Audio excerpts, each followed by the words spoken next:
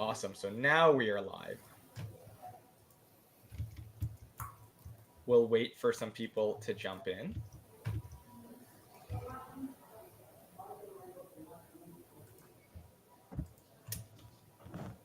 Just going to test on all platforms to see if it is operating smoothly.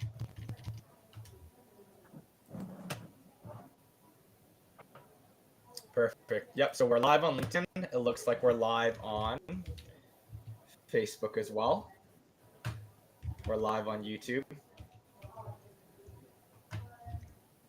And then we'll go live on Instagram right now.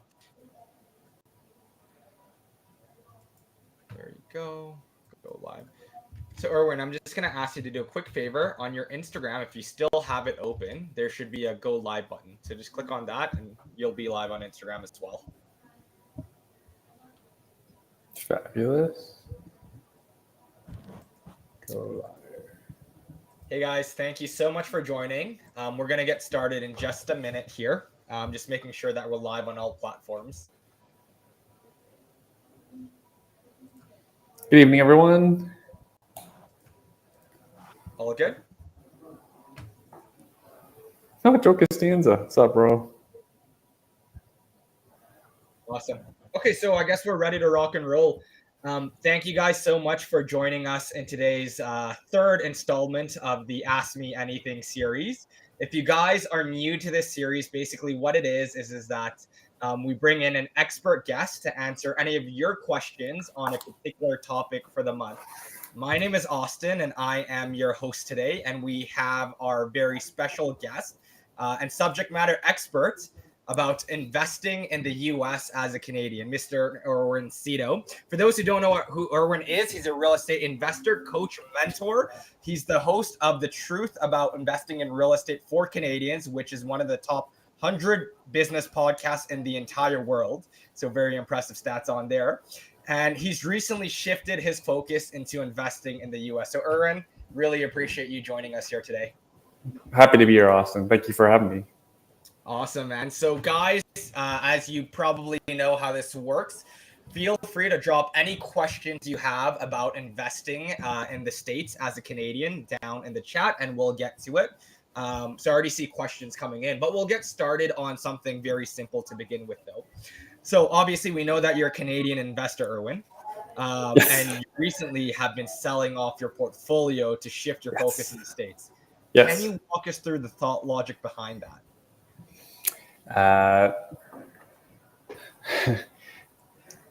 Just this morning, my tenant emailed me to extort me for 6 months of rent, so in order to leave early so I can sell the property.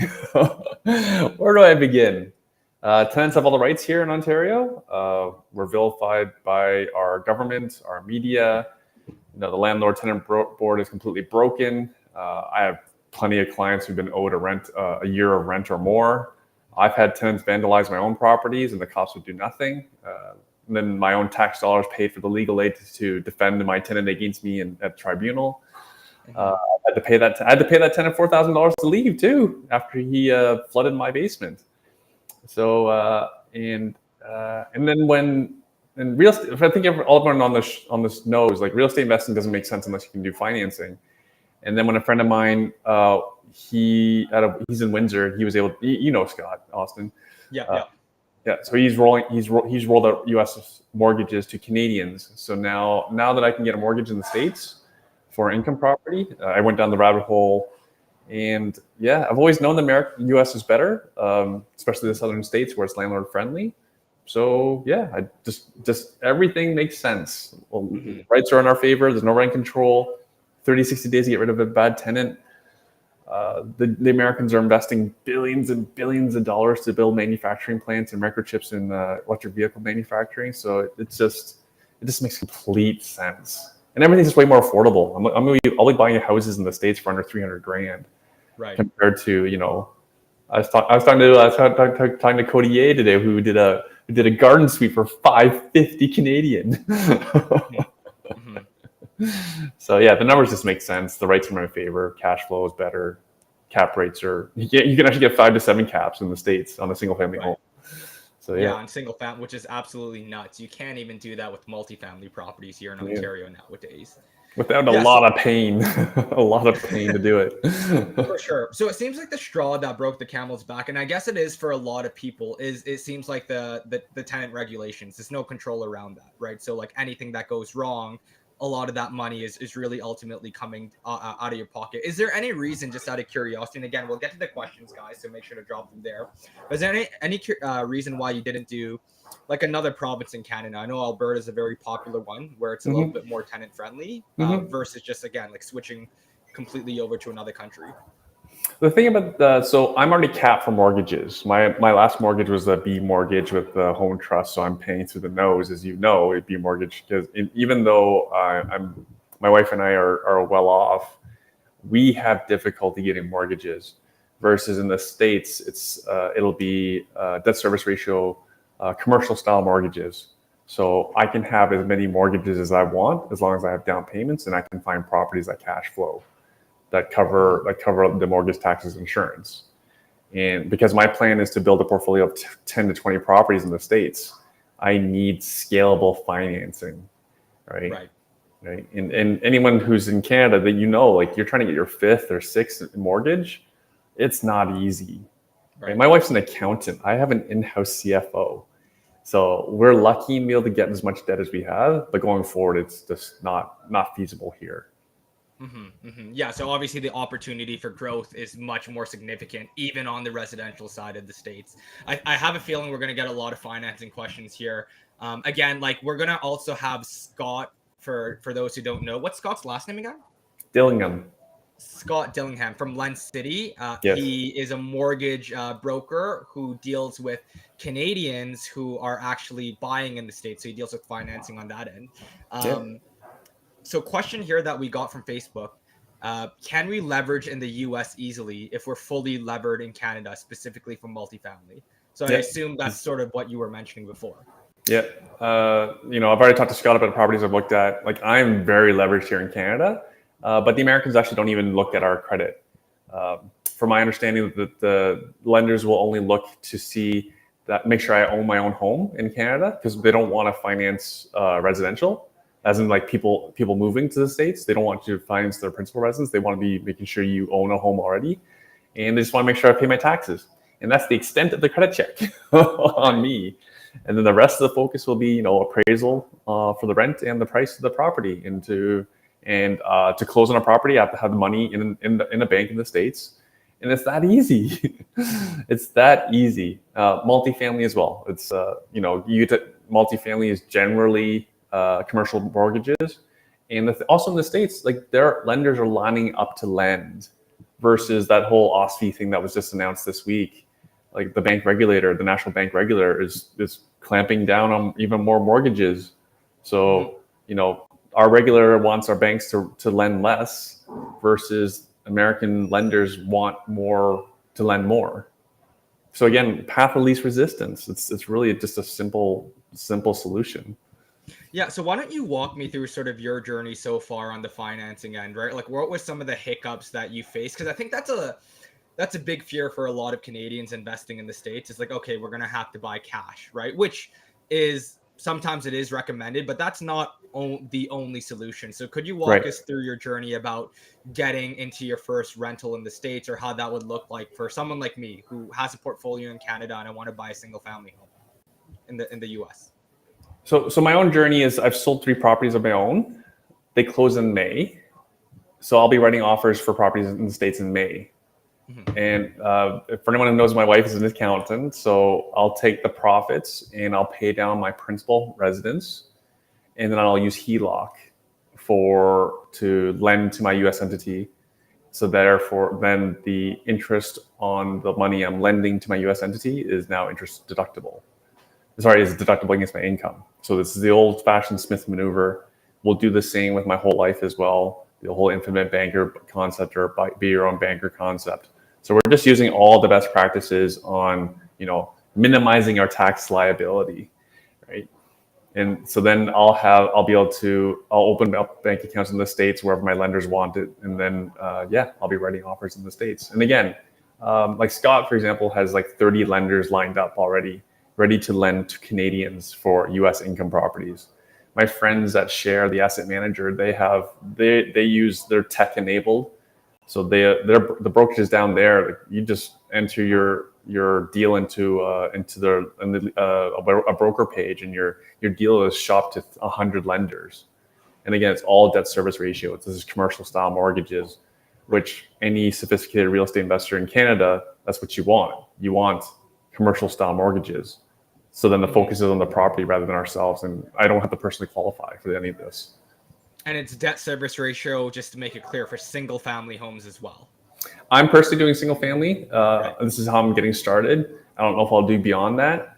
I've been around, for anyone who knows me, I've been a landlord for almost 20 years. My clients and I have made a lot of money in small residential. I have over 45 clients who have achieved millionaire or multimillionaire status as real estate investors.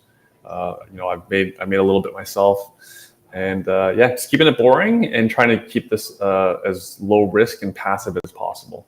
Right. So, but again, you can debt service on single family homes to qualify, is what you were alluding to before, right? Yeah, so these are commercial mortgages. Yeah. Right. And it's not, I'm not going to say relatively easy, but it's possible to debt service on single family homes. Whereas in Ontario, it's next to impossible. It's not, I don't want to say impossible. If you go far enough, maybe you could find it, but it's extraordinarily tough to do that in Ontario. So right. Obviously, versus I can get like versus I can get like 5 caps in like Dallas or Austin, Texas. I'm gonna keep on picking on Austin, Texas. So I'm gonna keep talking about Austin, just so Austin has to talk about Austin. What a great place it is. I can hear my name all day, dude. Yeah, we're gonna get into the markets. It seems like someone has a question on it, but before we do that, do you need any specific visas or a permit to buy properties in the U.S. and to get leverage in the States? No, you just need to create a U.S. entity. So you don't even need a lawyer to do it. This is only a couple $100 transaction to do. This is actually very simple.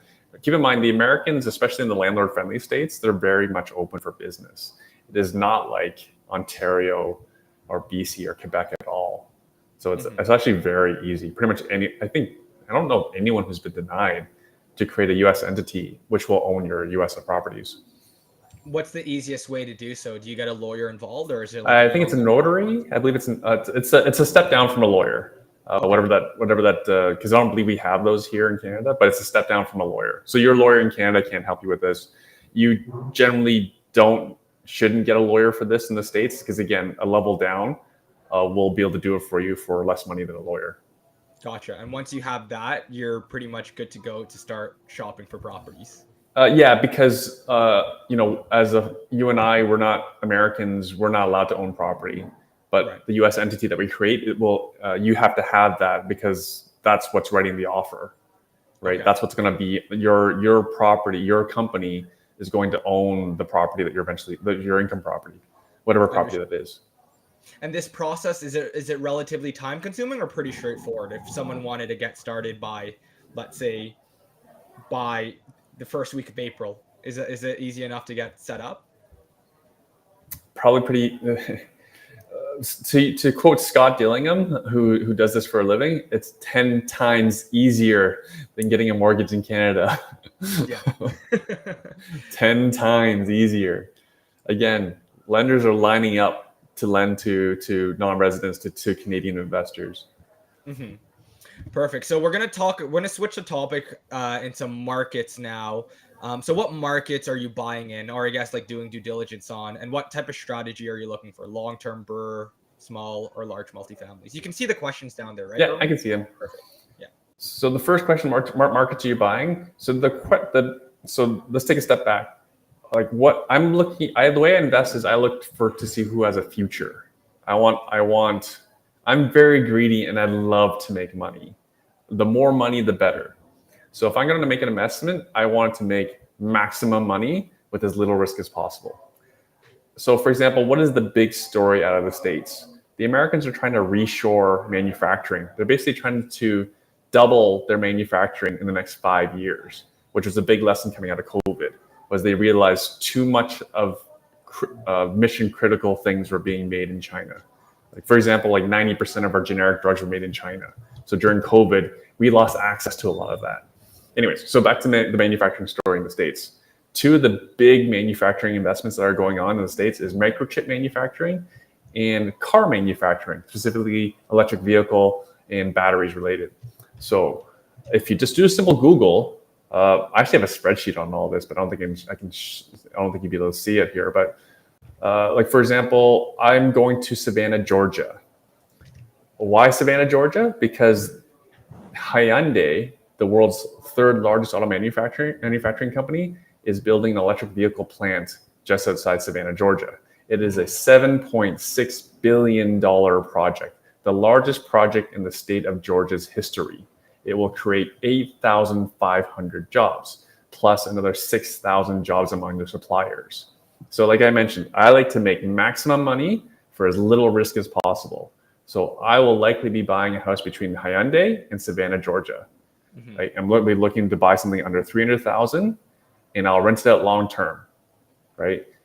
I'm choosing to rent things long term because it's easiest to find property management for the most boring investments. Right. I may BRRRR as well if there's an opportunity to BRRRR. I'll come with cash and HELOC, and I'll buy the property, do the renovation, and then go get my commercial mortgage. Because I want to borrow US dollars. I want US dollars to be created out of thin air, and I want them to be mine. Yeah, so it seems like you're taking obviously a fundamentals approach. So some people who invest in the States, like everyone has a different strategy. Some people do Section 8, which is very, very active. Some people... I wanted to. Sorry? I wanted to. Oh, I have contacts to do it for me. Yeah. Why don't you share a little bit about Section 8, what it is, and why you were looking into it? So Section 8 is a government subsidy program for tenants who qualify, who are in the program. The government will basically pay the tenant or pay the landlord about 75% on average, over 70% of the rent to the landlord. So just think of that as a landlord. Your rent is heavily subsidized by the government. I know people don't always trust the government, but it's not that bad a customer to have. The nice things about it as well is that someone from the government who works in the Section 8 program will inspect the property at least once a year to make sure that the tenant's a good tenant and the property and the property's maintained properly, right? So I have someone to inspect my property for me, both the property and to check on my tenant, make sure they're well behaved. Because if the tenant is not well behaved and does not take care of the property, they will be ejected from the program and lose that subsidy of 70, 75, 80% of their rent, right? So the tenants are being held accountable. Now, appreciate though that these properties are typically not in the nicest areas, so these are cash flow plays. So I'm down for that. But the joke kind of is you have to be a little bit okay with being in a not such a nice neighborhood. And also you have to come with cash. Typically these properties are well under $100,000. Like for example, properties for like $50,000, $60,000 will rent for, like $700-800 a month. That's amazing. Yeah. I mean, again, like there's different strategies. So it seems like, I mean, that would be a mix of, I guess, like cash flow. I know people who invest in like Buffalo, where you're probably not going to see much appreciation there versus like some of the markets that you're looking at. So it seems like the approach that you're taking is find a booming industry, find where there's going to be potential job growth and jobs created of that booming industry, and get in early on the appreciation curve. Right. And then get that passive appreciation, which is sort of a similar play to what you did in your investment portfolio in Ontario, just replicating it in the US while it's still cash flow positive in the short and long term as well. Yes, I'd say that because most of my portfolio is in Hamilton. We never really got like any sort of major 1,000+ job story from an individual company. Right. But, everything was driven largely by, you could argue reckless immigration policy and reckless monetary policy. But the Americans have plenty of reckless monetary policy themselves. So I will definitely benefit from inflation. Quick question on that end. Like when you're trying to get in early on the appreciation curve, it could take 3, 4, 5, 6, 7, 8, 9, 10 years to not necessarily. Because I appreciate that many of these plants have already started being built. So that's what I was going to get into. Like, what is it? Like, are you just looking at like a plan, or are you looking at like so what is it that makes you decide like this is going to appreciate in the near or middle term? So for example, the plants that I'm looking at buying near, and there's lots of them in the States, like there's TSMC north of Phoenix, there's Texas Instruments just north of Dallas, Texas. There's Samsung being built just east of Austin, our favorite place in the world, Austin. Yeah. Toyota is opening up a plant near Greensboro, North Carolina. So all of these have broken ground, right? You can actually go on many of these projects. You can just go on Google Maps and people have posted pictures of them. So a lot of these places are being planned to open within a year or 18 months, right? So the appreciation curve has already started, right? People started speculating as soon as announcements were made. Like Columbus, Ohio is getting both an Intel plant east of it and a Hyundai LG plant. I think it's LG or LK. Anyways, Hyundai is gonna build electric batteries for electric vehicles just southwest of Columbus, Ohio. So double whammy, right? So I want a house in Columbus, Ohio as well.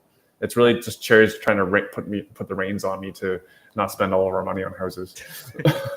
Fair enough.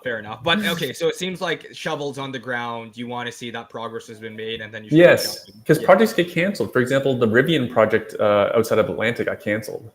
Right, Rivian, the Amazon-backed electric vehicle, they were supposed to manufacture trucks east of Atlanta, but that project got canceled. So that's why it's important to, I'm okay to be later on the appreciation curve, knowing that it's much more assured that that plant's going to be built and those thousands and thousands of jobs are coming, and I'm going to rent to those people.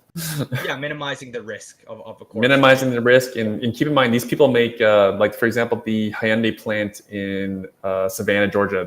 The average income is supposed to be 58,000 American plus benefits. So that's almost double the average income for someone in Georgia, right? So I'm renting to an above average income tenant, and I am very happy with that. Right. And if they choose to buy, then that's going to push prices up around here. Yep. It works out, right? Yeah. My plan is to hold forever, though, because these are things I want to probably pass on to my kids. Mm-hmm. So there's a question here. If this is a question better suited for Scott, then obviously, sir, you guys can reach out to him. But is it possible to invest in the U.S. if you're not a homeowner? I'm sure it is. There's hundreds of lenders in the States. There's going to be someone that wants you. Right, and because the States is just so different that they're 10 times the size of us. Actually, here's an interesting stat. Texas, I'm going to buy a property in. Texas GDP, the economy of GDP is 2 trillion, right? With a population of 30 million. When Canada hit 2 trillion, the population was 39 million, right? So Canada is a third bigger for the same size of economy. Right. Yeah. So for anyone who follows the news and follows economics in Canada, we are lagging behind. We're about to fall behind. We're going to be able to fall behind Italy to be last in GDP per capita among the G7. It was funny because it was moving lockstep with the US a decade earlier, and then suddenly after that, obviously, real estate's not a productive asset, and a lot of our money is going into unproductive assets. Yeah. Perfect. Yeah. Okay, and they're expensive. They're expensive as heck. Yeah. So there was a funny thing. We're getting a little bit off topic, but there was a funny thing on a podcast I was listening to. Like, it was an economics podcast in the States. A lot of people invest in like the S&P 500 as a passive means for income. In Canada, everyone wants to buy real estate, and S&P, you're investing into businesses. They're productive. When you're investing into real estate, it's not necessarily net productive to an economy, right? Like you're not pushing innovation or anything like that. So it's just a difference in mindset. Yeah, I'm not that smart. I'll be the landlord to the guy who works in AI making microchips. Right. I'm smart enough to put my house in the way of that guy. So we'll shoot on to the Instagram questions here. Is the U.S. entity gets capital gain tax? Okay. Do you get tax capital gains when you sell a property with the U.S. entity? So I'm going to answer that question with a question. It depends on if you're American or Canadian, how this is handled. Because if you're American, you can do the whole Section 1031 exchange. Right? Versus if you're straight up Canadian like I am, then Canada does not accept that any sort of deferment of capital gains. So if I'm Canadian, my tax bill would be the same as it is if it was a Canadian property. It's just who I pay that tax to. Right? Right. The U.S. you have to pay tax to the federal government in the states, and the state. Usually, it's a very small amount for the state, and then the remainder you have to pay in Canada. Understood. Perfect. Oh, we already asked. But yeah, I'm not an accountant though. If anyone didn't realize, I'm not an accountant. So Yeah, and I we should remember mention this is not professional advice. If you're looking for professional advice for financing or accounting, to obviously consult an expert. But who was from Windsor and Financing? Would you mind sharing again the information of the lender that you're talking about? his name's Scott Dillingham. Austin would, I'm sure, would be happy to make the introduction for you. Right. Austin does do mortgages too, so Not U.S. mortgages though. I'm sure you can work out something with Scott. Scott is helping so many other people as well in the mortgage industry. He'll announce that soon. I'm sure he'll be happy to help you out. We chatted. So if you guys listen to the pod or anything like that, or follow me, just keep on following for some big news about U.S. investing soon. Because it's the future. It is the future. Why would anyone else buy anything else here? Yeah, I mean, you're seeing a lot of the bigger investors sort of shift their portfolio down there. Andrew Hines, Matt Pichet, Sean Allen bought a couple of things in Florida. Mike Rosehart has bought, I think, like a couple of motels in Florida as well. So a lot more people are shifting their capital towards there. How do you structure? Even everyday investors too. Like I had 3 of my own listings listed. Almost no investor interest. Right? People are spooked. Like Austin, you probably had these same conversations. You talk to someone who's well off, they do not want to be a landlord because they're all scared of tenants. And more so than ever should people be scared of tenants in Ontario and BC. Yeah, and it seems like the situation's like, not to get off track, but obviously it's getting a little bit worse, a lot worse. There seems to be more backlogs, right? Things aren't necessarily getting better. If anything, the rules are getting a little bit more strict. We had a paralegal on our last month's Ask Me Anything, and they said that there's a legitimate N13, so like, rent eviction, because someone wanted to redevelop into a large apartment building. And it was legitimate. All the permits drawing everything and went to the LTB, and the LTB said no. Even though everything was on side, the LTB decided against it because it was going to be too much displacement. Because it was still a decent amount of tenants that lived in that building, but they're going to like triple it. And they had all the architect drawings, but I mean, yeah, and this is consistent among many people's experience. The LTB will side with the tenant. Right. Okay, so back on topic here. How do you structure your U.S. investment for tax purposes as a Canadian? I'm not sure if you feel comfortable answering this or not. For myself, we'll be likely doing a limited partnership, right? Again, it's a good idea to speak to an accountant. So just as a word of caution, U.S. investing is not that common out there. No one's really at no time before were people doing it on scale until starting now.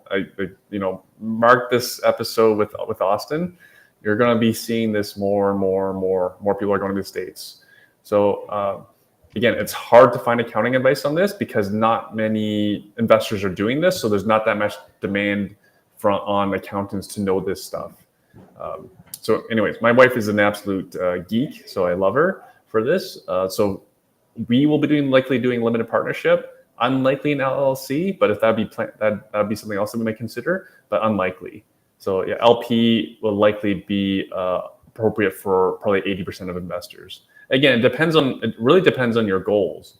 If you're planning on buying one, your goal is very different than someone who's planning on buying 30, let alone someone who's going to go down there and do flips. Right. If it was Austin, you'd probably go down there and flips. You'd probably go straight to Austin and start doing flips. So his legal structure would be completely different than mine. Right.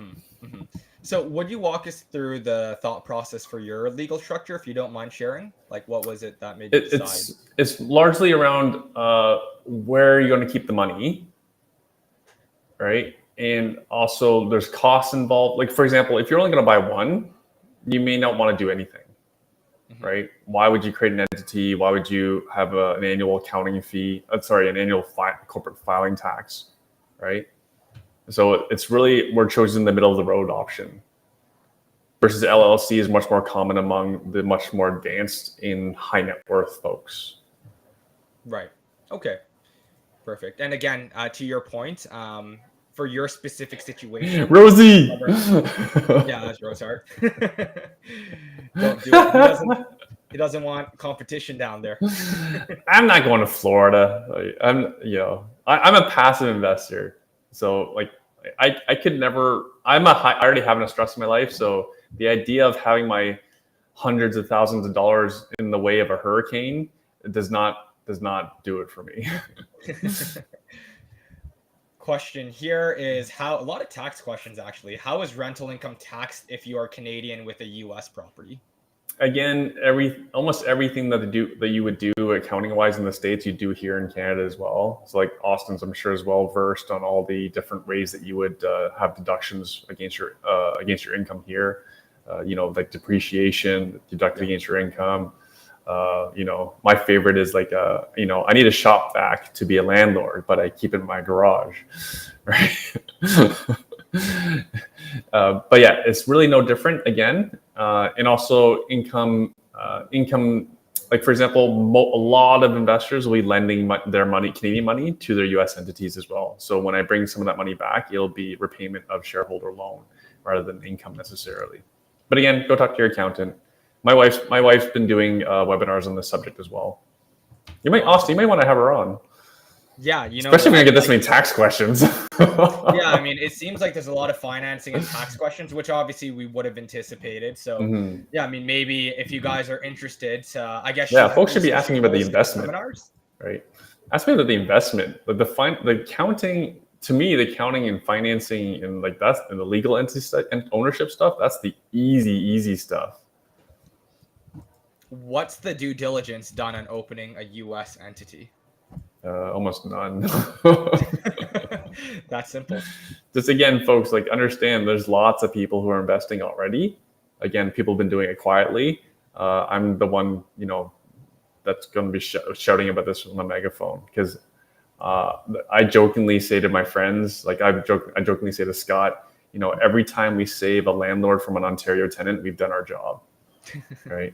So right. Yeah, and like again, I've been a landlord for almost 20 years. I feel like I've been kicked and abused. Like the mayor of Hamilton is Andrea Horwath, the former leader of the NDP party. She is so anti-business, so anti-landlord. Doug Ford is, I don't mean to be political, but the Conservative Party operates more like the Liberal Party these days. Like they have not been a friend of the landlord at all. So I'm done. And I'm telling everyone what I'm doing. And literally, I have friends who are forwarding my content to politicians in Ottawa. Look at what you're doing to landlords. Erwin's bringing his whole community to the States, and that will be an exodus of small landlords. So who's going to be the landlord now in Ontario? Right? Who's going to provide rental housing? Definitely. Yeah. Pushing out, especially the mom and pop landlords, right? Like yeah. Not as much the institutions, but a lot of the mom and pop landlords, it's just the risk. And we kept on mentioning this at the beginning, but the risk doesn't really make sense, right? I mean, and values have already appreciated quite aggressively. So to rely on a more aggressive appreciation in the future is not necessarily prudence as well. Yeah, like even the institutions, I don't really understand the business case for being here, right? Like CMH, like my friends who have REITs, like CMHC is giving them a hard time on their refinances, right? And they keep adding more rules and more hoops for them to jump through, right? And who wants to build a business around the government being your strategic partner? Fair enough. That's a very fair point. Right? So you were asking about more U.S. investing questions. Have one here. How do you manage and oversee U.S. investments from Canada? So I'm going through an asset manager for all my properties. Their job is to source me my properties, to manage the property manager. And the asset manager that I'm using is called Share. They're from the REIT world. So for example, the chief investment officer, Dimitri, is ex-Starlight Investments. Starlight Investments is the largest apartment building owner in Canada, but Dimitri worked on the US portfolio. He was on the team that grew that portfolio from 800 units to 20,000 units, $7 billion. So my friend Dimitri, who is chief investment officer of Share, the asset manager, who's going to manage all my properties for me, he knows more about real estate investing in the States than anyone I know personally. So for example, he was managing a 20,000 unit portfolio. That is twice the size of Grant Cardone's 10,000 unit portfolio. So he has experience with 2x of Mr. 10x. So yeah, I basically have a joint venture partner who is incredibly qualified, and I only have to pay them fees, acquisition fee and asset management fees, but I keep all the equity and control to myself. So this is the best investment arrangement I've ever seen in my career. Right. So what is the breakdown actually in fees and all of that? And can anyone get involved with it, or how does anyone can get involved? I've got a ton of clients. I've only started this in the fall. I already have 4 clients buy properties, and I have a dozen more creating US entities and writing offers. Right? And we're going to make a lot of noise because we're getting a ton of momentum. My calendar is stuffed with people who want to exit Canada, especially people in BC and Ontario, and want to go where they're welcome, where their capital is welcome. But yeah, so get back to the question. So again, like Share, Dimitri, CIO, they're from the institutional world. So they already have all the property management contacts that institutions use. So that is what I want for my investment business. I want the biggest of the biggest property managers. So for example, like the Atlanta property manager I met with, they have 3,000 houses under management in Atlanta, right? So when you're that big, they have a staff of like 100.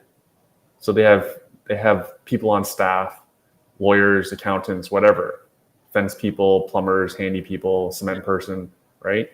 So then I actually save on repairs and maintenance and filling fees because I'm with these enormous property managers. And also Share being an institutional investor themselves, they're able to negotiate better contracts. For example, with property management, there's no property management fees if there's no rent coming in.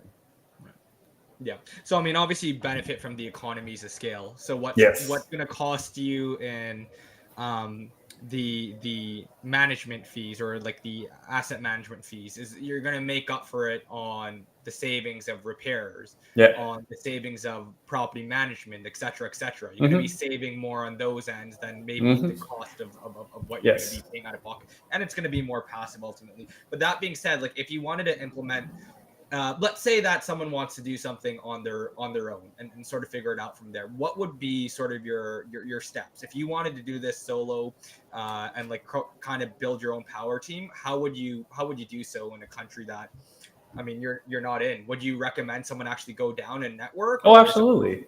If you're young like Austin, like Austin's investment strategy currently is very different from my own. Like I'm much more passive, lazy, boring, let the market take care of me. Austin, I know you like to get more involved. So there's nothing wrong with that. If you're young and you have time, like go for it. The challenge is a bit of geography. Like for example, if someone's coming, if I'm guessing most folks here are from Ontario or Canada. So like again, I mentioned Columbus, Ohio. Columbus is a state capital. They're getting the Intel plant in the Honda plant. They're getting Honda, and Honda's partnering with LG, right? Honda, LG, like these are all global Fortune 500 companies. Intel, right? I think that'd be a wonderful place for anyone to start their research. And if they're going on their own, just go on Bigger Pockets, go on their forum, go find out who the managers are. Go there, go do the meetups, right? Like Austin, you shared on my podcast. This was your journey. Like go there regularly, make friends with everyone, join the Facebook group, but you need FaceTime. Like go to the meetings, get to know people, and then get going. Yeah, no, totally agree. I mean, obviously it's possible to do it from your laptop on your phone, but the results may not be the same versus if Yeah. someone knows you and sees you face to face and has an actual relationship with you. I've Yes. tried doing things over the phone with particular city I was investing in, and it's much harder to manage. People feel like they can get away with more things, right? Versus even if they meet you once or twice, it really changes things. They meet you, they get to speak with you, they see you face to face, they see your character, and Mhm. they know that if anything happens, you might be willing to go back again to have a chat with them if need be. Yeah, I want none of that. I want to be lazy. My kids are young and I'm really enjoying them. So like, yeah, I'm having way too much fun talking to local investors about US investing. Much rather have those conversations than talking to property managers, wholesalers, realtors, tenants. That's a necessary evil in Ontario to speak with your tenants. Okay, so question here: how should you be? This is blocking your face, but how should you be underwriting deals in the States? The same as Canada. What are you building into your pro forma for expenses? How do you know these expenses are accurate? And how about rent? Where are you getting the rent estimates from? All excellent questions. So again, I'm leaning on Dimitri, the Chief Investment Officer of Share, because again, he's ex-REIT, right? He has access to live data from all the resources that are out there, and he still has friends in the REIT world, right? So he has access to better data than all of us combined, probably, unless any of you guys work at a REIT, right? Again, like he worked at Starlight for almost 7 years or 8 Right. years. Right? They have 20,000 units. They have data. They have all the data, right? They have live internal data, right? Mm-hmm. And that's what, for example, that's what made my business successful in Hamilton. The client asked me, "Well, what's the rent for this property?" I go, "Oh, it'll be 2,200 for this unit and for this, and 1,700 for the basement." Like, how do you know? Well, my client owns that house just over there, and like I own the house just 2 streets over, Right. right? I have live data, right? For context of Hamilton, right? Share has all this information. Now, if someone wants to go do this on their own, like Zillow has a rental management website, so that's a great resource. Again, though, keep in mind that those are averages, so you Right. do have to adjust for the condition of your property. So that's a great place. Zillow also has like the rent price estimates as well. The American tools are just so much better in general. Mm-hmm. Someone asked for projected. Again, I'm working with folks from the institutional world, so they are much more detailed. Sorry, let me take a step back. I'm working with folks from the institutional world who are promoting themselves to institutional investors. Right. So they are the most detail-oriented investors because you have to be highly accurate and defensible in order to do business, Mm-hmm. right? Mm-hmm. So, for example, the projections I look at, they are the most detailed I've ever seen in my career. Right. Right? Yeah. It's nothing like we ever did for our clients. Mm-hmm. Now, I went to business school, so I'm perfectly comfortable doing accounting stuff. It's not the easiest for regular everyday people to understand these reports, which is why with my clients we generally focused on cash flow. Right.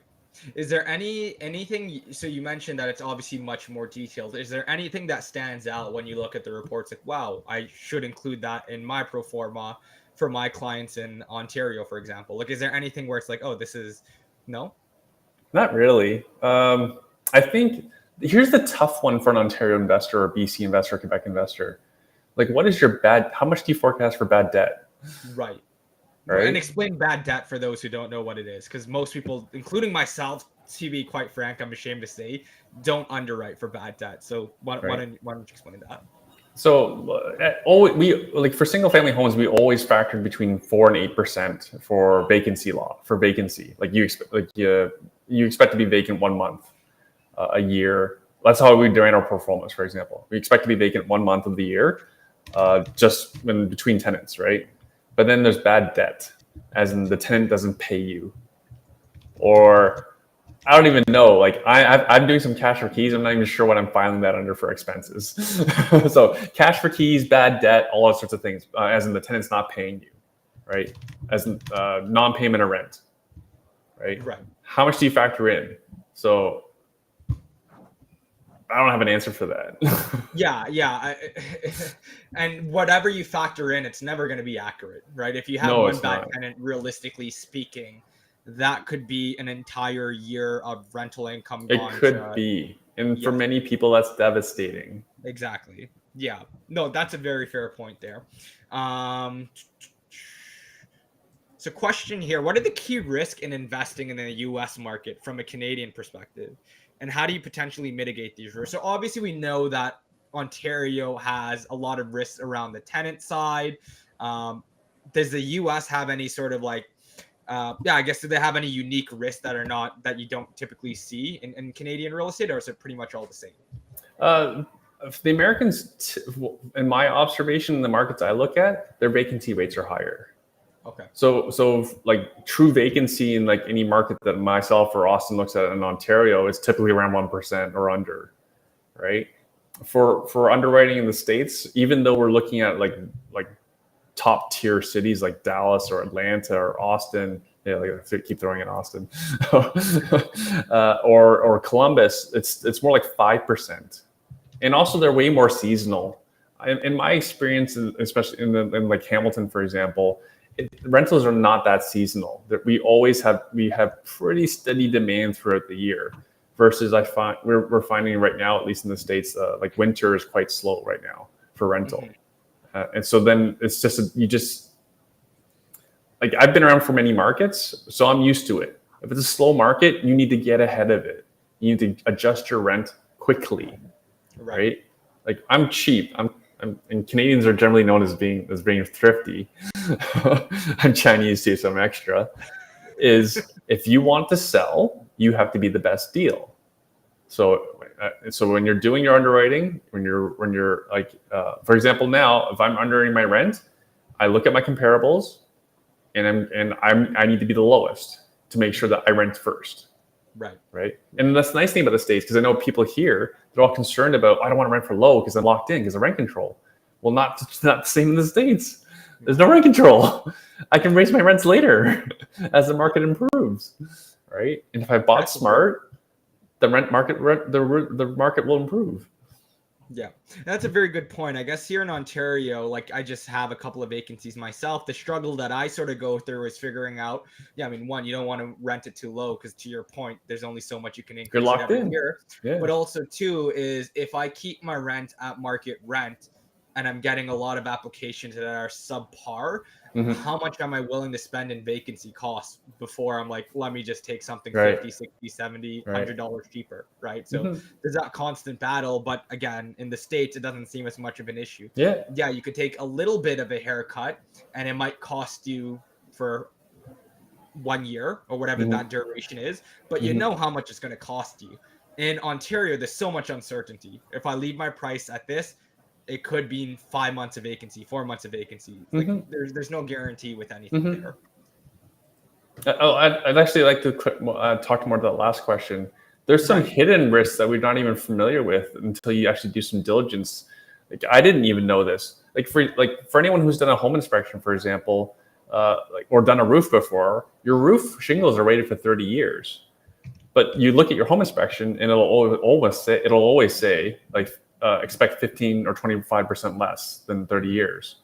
The same is not true in the sunny Sunbelt states of the U.S. Roofs the shingles are rated for 30 years and expected to last for 30 years.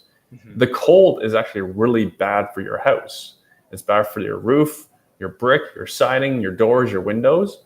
So, and then add on to that, because we are cold weather climate, we all have basements, Yeah. right?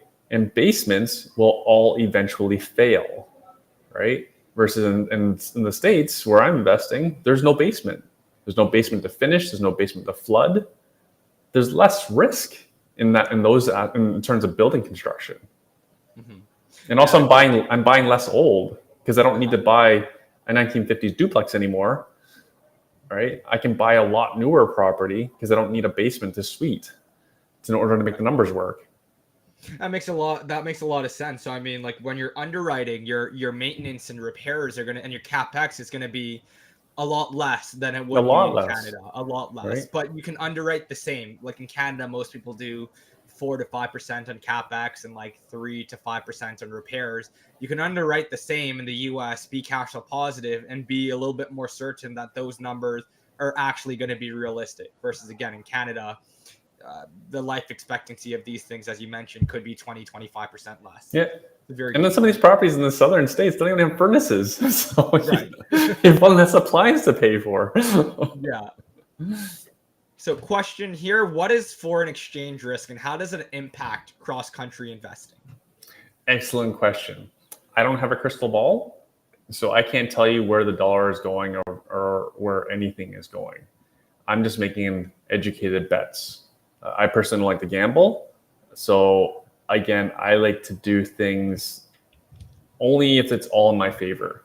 So for example, if you're worried about foreign exchange, then you don't have to do all your investing at once. The old adage, dollar cost averaging, right? Like even Warren Buffett talks about like, don't time the S&P, just buy some every set interval, every month, every 2 weeks, whatever your set interval is, right? I will say though, is just look at our economy. If you were betting on the US economy, if you wanted to bet on Canada's economy over the US, I'd love to have a debate with you.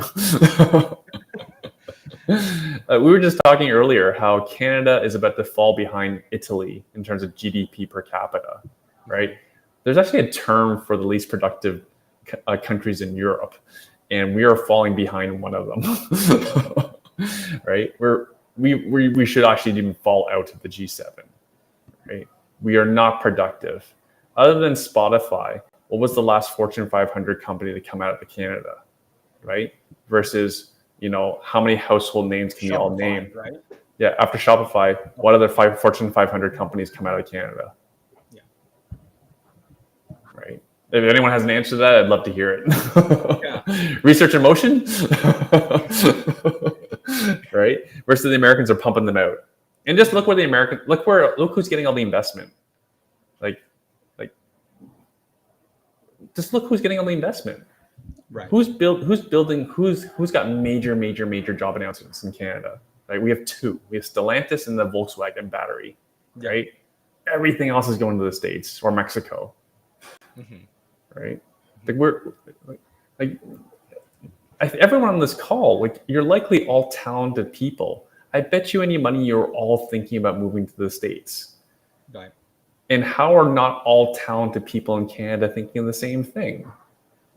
Right? Yeah, no, and so just anecdotal, a little bit off topic on real estate. One of my buddies, he recently got a job in the US for Facebook, right? He's switching over from, and I think he was probably getting paid maybe low six figures here in Canada in Canadian dollars. Immediately goes over there, it's probably more than 2x, and it's in USD. Yeah. And there's just like anecdotally, you hear a lot of the good nurses and doctors will just sort of move over to the States where they get paid much more than they will here, and they get worked much harder here as well. Oh yes, way harder here because it's public health care. You have to see every patient. Versus in private, you have way less people, and generally they'll be well off, right? And then also, like you're an engineer, I'm sure you have lots of friends who go into the States because you're in a high demand industry. You're getting recruited to go to the States. So sadly, we are losing our most talented people, including our talented investors like yourself. My capital is going to the States, and so when I sell my properties, I bet you any money it's going to be a homeowner who's going to live in it, right? And so that rental supply will disappear. Yeah, and that may not necessarily mean that prices will come down if there's obviously demand to sort of pick that up. So you're stuck in a rock and a hard place. If it's still unaffordable and there's less rental market, it just leaves Canadians in a bad place. Oh, it's so bad. But I'm not welcome here. So why should I subsidize all my tenants' housing inflation? So 2 questions here, and then we'll wrap things up. I think we mentioned this a little bit earlier, but the single family house investing work in the US, and how does that compare to multifamily investing in the States? Excellent question. So there's the earlier question about risk. So to me, from my research, your greatest risk is your property management. Right. Because appreciate, Austin, and you've shared some property management adventures. I've been through 6 property managers in just Hamilton alone in my 20-year career. So that's about 3 property managers. Like every 3 years, you have to turn it over, right? So wherever you invest, whatever you invest in, expect to turn over your property manager every 3 years at least. So you better have lots of access to property managers, good quality property managers, whatever you choose to invest in. Now, I want to be lazy. And I want the biggest institutional property managers working on my property. I can only get that in the single family category when I'm investing through Share, the asset manager, because I'm a client of Share, and the institution, and then the property managers will work with Share. I get the benefit from their economies of scale, much like I'm just like me being a Costco member. I get pretty good deals because I get the benefit from the buying power of Costco, right? Multifamily is wonderful. I know lots of people have made lots of money in multifamily. The challenge here is that I'm not that deep pocketed of an investor. I don't take on partners for investments. My wife and I can only afford single family homes. Mm-hmm. So multifamily is wonderful, but again, you're not going to get an institutional grade multifamily property manager unless you're enormous. Right. And I'm not enormous. And also, I guess to your point, you're getting institutional, you're getting the backing, not backing, sorry, you're investing with an institutional sort of investor company while retaining all of the equity, right? So all the equity, all the control. Yeah, because anytime I can fire them and sell the house. Yeah, exactly. And when you go into multi, that's not the case, right? You give up equity in that situation. You don't retain all of the equity that you put in the money in, right? There's the operators that get some equity as well. That's typically the case, and because that's where the REITs operate, right? REITs typically take a percentage of your property, they take a percentage of your equity. I'm sure you've talked about joint ventures on this show many times, right? Mm-hmm. Joint venture partners take equity, and many REITs, they take a performance fee as well. For example, Tricon, the company out of Toronto that owns 38,000 houses in the States, I was looking at their annual statement in 2022. Their performance fee was 10 times their asset management fee. Wow. Right? Yeah. So I'm cheap. I want to keep all those profits to myself. Right. And that makes a lot of sense. Last question here before we wrap up. It's a fitting question too. Do you still hold homes or investments in Ontario for long-term buy and holds? And do you recommend investors to continue to hold properties in Ontario, assuming you already have an existing portfolio? So my thing is always, you don't sell unless you have a better opportunity. Right. I found a better opportunity, so I've sold off some of my portfolio. Mm-hmm. I'll likely sell off the rest of it next year and the year after. I have a pile of taxes to pay this year. So I'm not so motivated, and the market isn't that good. We'll see how the market goes the second half of the year after we have some rate cuts. Right. But again, I already have a pile of tax to pay. So yeah. And again, I'm just trying to remove headaches from my life. And yeah, I don't know any Ontario landlord who doesn't think their properties are headaches. So yeah, I'm taking profits. There's never, no one ever goes bankrupt taking profits. Right. I tell my clients, go ahead and hold.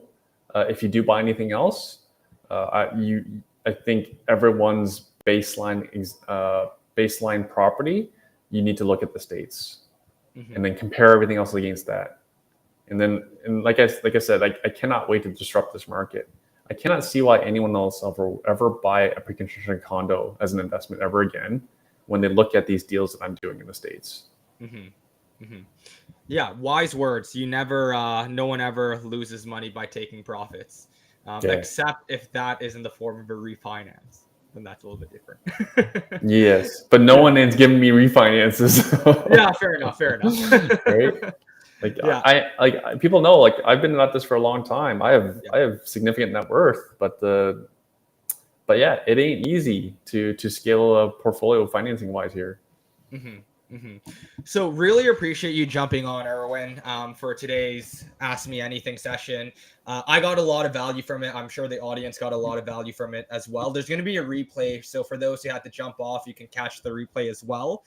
For people who want to connect with you, follow you, how could they best do so? And if they want to get involved in investing in the States, is there any resources that you would point them towards? So I think a great place to start is my website that I've partnered with Share, the asset manager. So it's iwin.sharesfr.com. And my name is extremely unique. If you're watching this on Instagram or Facebook, just DM me if you don't know where to find it. But Share SFR, the middle dot, that one needs to be taken out. Let me do that again. iwin.sharesfr.com. Yeah, so anyone for free can create a user profile, and then you can look at previous and past deals, and you can look at pro formas as well, and then you'll start getting sample deals sent into your inbox. Right? I literally had a client buy a property off an email. A gentleman out of Quebec, he bought a house in Memphis, 1,100 square foot, $95,000. That's unreal. And it's not like out in the middle of nowhere. It's about 30 minutes north of downtown. $25,000 renovation, and it rents for $1,100. Right? So we're into the 1% rule. Right? And this will cash flow with less than 30% down, even at historically high interest rates with no credit. Right? And then people can play around with the down payment, and they play with the interest rate. So I would suggest to people to set the interest rate to 4%, because that's what my plan is to do when I refi in 2-3 years from now, when interest rates bottom, refi at 4%, lock in for 30 years. Yeah. Right. And then see what happens to your cash flow. Exactly. Right. You remove the rate risk at that point. Oh yeah, for 30 years. Yeah. Right. And then just watch your cash flow grow. And for those who want to learn more about the topic, you speak a lot about it in your podcast. So make sure to also check out Erwin's podcast if you haven't already. I believe you also had Scott on one of your episodes. So yeah, Scott on recently. Questions, check that out. Yeah. Awesome. Yeah. So just reach out if anyone wants to be pointed towards any good resources. You know, we're providing a ton of free resources everywhere that we are. Because again, I feel like we're doing a public service. I mean, you convinced me. I've been looking a lot harder in the States after our conversation that we had about a week ago. So I'll make sure. Yeah, you saw my spreadsheet. What was that? You saw my spreadsheet with all the billion-dollar projects. Your weapon, all your due diligence there. So I'm just going to leverage off of that. But appreciate you jumping on, Erwin. And again, guys, the replay will be available. I know you have another event to attend to. You're a busy man, but thank you for your time. Yeah, here. I'm at the wine place in Toronto. I'm like my friends are outside eating dinner and drinking fancy wine. But you know, I think anyone can tell I can't stop talking about this, because again, this is a major passion project for me. Making money and helping people. Again, saving people from the Ontario tenant. The superhero we didn't know that we needed. Awesome. So I'll let you go. I'll let you enjoy the rest of the night. Have fun. And until next time, everyone, invest smarter, live better. Take care, all.